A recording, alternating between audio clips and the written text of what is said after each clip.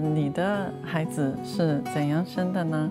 I was very well prepared for my first baby because I was a nurse and I worked in that hospital where I had decided to give birth. I took Lamaze training. This was back in 1978. My daughter's 36 this year. But what I wasn't prepared for was the inability of the hospital personnel to bend their rules to accommodate my desires.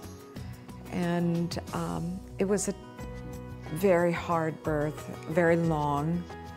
I went to the hospital way too soon. And then when I wanted to leave, they wouldn't let me leave. So I felt like I was in prison, you know. After about 30 hours, my doctor came in and said that she was going to recommend a cesarean because she just said, you can't do this anymore. You're too weak, you're too tired, and the baby's probably too big, so give up now. You know, and I was like, no, I'm not gonna give up. And she started arguing with me. I'm the one having contractions, and I tell her I'm perfectly fine. Just let me eat something and get my energy back, and I'll be fine. And she instead hooked me up to an IV, gave me Pitocin to make the contractions stronger, as if they weren't strong enough, and then sent me to X-ray and actually put me under an X-ray to measure the size of my pelvis and the size of the baby's head. The whole time I was having contractions, it was so painful. But that's because I refused a cesarean, and she was gonna prove me wrong. She was gonna say, well, this baby's never gonna fit through there. But I came back from the X-ray, and now the contractions were really strong and fast and hard. And she looked and she measured, and she came back in and she says, well, your pelvis is big enough to drive a truck through. So I'll let you do this for 2 more hours and that's it. And she just was tired of waiting. And she cranked up the Pitocin, and then the nurses gave me narcotics without my permission. They didn't even ask if I wanted something, and I didn't want anything. And it put me out into I felt terrible. And when I started throwing up because I didn't like my body didn't want the drugs. And to spite her, I had the baby before she came back to the hospital. And a resident caught the baby. And listen to this one. There's a checklist. You know, I go to hospitals all over the world. And most hospitals have a formula. First you do this, then you do that, then you do this, then you do that. And they have to check, the nurses or the doctors have to check everything off. Well, on that resident's checklist was an episiotomy. And he, you know, which is cutting between the vagina and the rectal tissue. And he forgot to do the episiotomy. And so after the baby was born, that's when he cut it, because it was on his checklist. Yeah, he had to, and he even said, I forgot the episiotomy. Cut. They're crazy. Yeah. So do you think I was a little angry? But even with all that mistreatment of me, the worst part, Ivy, that just broke my heart, was they held the baby up and said, you had a girl, and I didn't get to smell her, touch her, hold her, kiss her. I didn't get to embrace her. She went immediately to another room and was there for the next 14 hours. I didn't, and there was nothing. almost 1 day. There was nothing wrong with her. She was perfect. She was 6 pounds, 12 ounces, absolutely perfect, born on her due date. Nothing wrong. But it was hospital policy to keep the baby until the pediatrician said that she was okay. And it was Sunday night, and the pediatrician wasn't going to come in until Monday morning or afternoon. And so I was denied access to my child. And when I did get her, they brought her into the room, and I took off all her clothes, and I counted her fingers and counted her toes and looked at her kind of strangely misshapen head. I tried to breastfeed her, but she wouldn't breastfeed, and I put her back in her little isolette, put a blanket over her.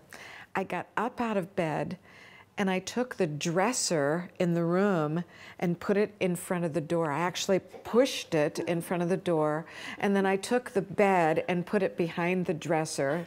There were 2 beds in the room, and I put it in there, and then I took the television and put it on top of the bed, and I was like, nobody's getting in here. Nobody's taking this baby away from me, because you were only allowed to have the baby for like an hour. An hour 3 times a day, and that was it, because you had to rest. Who made up these stupid rules? That's what I started thinking right then and there. And it's like, I can't even justify any of it. And I worked in this hospital. And I made a commitment to myself right then, right there. I am never having another baby. As a matter of fact, I'm never having sex again if I can think that I might get pregnant, because I don't want to go through this torture, this angst. This is worse than any punishment anybody could do. 但是后来又生了2个宝宝，是吧？ I didn't have sex again with that husband. And for pretty much that reason, we divorced. My next husband, 6 years later, he and I were just madly in love, and he kept begging me, please have a baby, please have a baby. I'll do anything for you, please have a baby. And I kept saying, nope, nope, no way. And then one day when I was working in a pediatric clinic, this woman came in, and she was pregnant with her 6th baby, and I just said, which hospital are you having your baby in? And she said, oh, I'm staying at home and I'm having a water birth. And I remember I dropped my pen and I was like, a water what? I said, can you explain that? And she went on to tell me that she's going to sit in a bathtub of warm water and the baby's going to come swimming out. And I laughed and I said, yeah, right. And you were a nurse. I was a pediatric nurse, and I had seen hundreds and hundreds of babies in the hospital, and not one of them came out swimming in water. And then she pulled a magazine out of her backpack, and it showed a picture of a woman in a tub, clear glass, with a baby swimming between her legs with the umbilical cord still attached. And I stared at that, and I looked at her, and I stared at that, and I said, can I borrow this? And I put it in my backpack and went home and showed my husband, and I said, if we could do this, I might say yes. And he was like, let's get at it right now. And literally, the night that woman had her baby, I actually helped her set everything up. We became friends. Wow. And I bought the tub. I did everything. I was just so like convinced that this was an okay thing to do. I researched it, and the night that she had her baby, I got pregnant with my second child. because I saw how easy it was. And I went home and told my husband, okay, we can do it now. And he was like, hallelujah. And our babies, her son and my son, are exactly to the day 9 months apart. Wow. And we're still friends. And it was my birth with my son, Sam. He swam out of me in the dark to Pachelbel on tape. It was surreal compared to that other one with people yelling at me and telling me, and then a doctor violating me, raping me, to fast forward 6 years to this space that was sacred. And I was thanking God and singing praise while I was birthing my baby. So it was 2 different worlds. And I turned to my midwife as I held my baby on my chest, and I said, oh my God, we have got to tell women how easy this is. 真是好有趣啊！因为呢，我记得，我也是2个孩子的妈妈嘛。那虽然2个都是自然分娩的，我没有经历过剖腹产，可是2个经历也是非常的不一样。第一次呢，就是很传统的在医院里，然后呢，我充满了恐惧，我真的是想象不了一个那么大的孩子怎么从那么小一个洞出来，然后真的是非常紧张，非常。就是没有自信心，然后呢，就是感觉，我真的是个患者，就是医生、护士、助产师，他们都要一直告诉我应该怎么样，应该怎么样，我完全好像不知道，也心里没有底，不知道自己能不能把这个孩子生出来，有的时候就是想放弃，不知道自己能不能成功。那么后来，我还是成功了，还是生出来了啊。然后好像就是生完了，就是一件很大事完成了，然后什么也不想了。然后当时我还记得，我都有点不可思议，我已经是妈妈了吗？好像根本没有那种感觉哈。宝宝也是一下就被别人都抱走了，然后呢，好久都没有见到他。那我第2次生产的时候，其实也是中间隔了好几年，中间我就正好看到了 Barbara 写的书《温柔生产》，然后呢 ，Barbara 的这一本书我看完了，我对生产的认识完全的颠覆了。这一次呢，我知道女人就是神已经创造我们的身体，就是可以很自然的生产，所以我们可以充满的自信心。相信我们的身体是，完美的，被设计的，然后可以生产，可以分娩一个孩子。然后我也是在水中，很无痛的，带着笑容的，然后呢，生了我的第2个孩子，真的是完全不一样的一个经历。所以，希望妈妈们都有那么美好的一个生产的经历，真的是没有一点的惧怕，完全充满的这种喜乐。是，我觉得很多妈妈们听到这种完全不怕，如果可能是有点难去想得到，就是所以我觉得真的就是有必要是跟更多的就是过来人，就是多聊一聊，了解他们的情况就比较好。我自己也是2个孩子的妈妈，有2个男孩呢。我自己生孩子的时候，其实因为我是从04年就开始做分娩导乐师。所以在我自己生孩子之前，已经陪了就是很多的妈妈们生孩子，所以也看到的就是很多就不同的这种生孩子的经历，大多数也都是在中国，都是在北京。所以当我自己要生孩子的时候，确实这种没有那么的恐惧。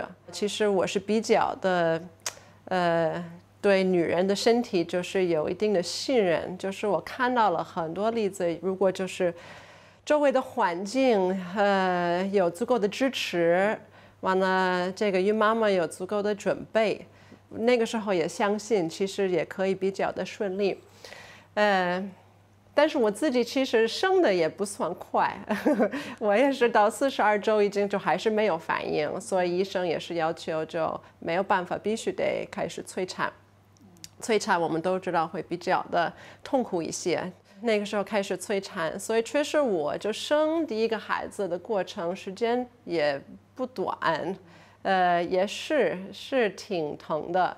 但是这种坚持和最后他就是生出来，我抱着他以后这个感觉，这是，哎呀，这完全就是代替不了的。刚才我听到 Barbara 老师在说，就是生完了以后，后来就把那个床就推到这个门口，完了电视还就搬过去。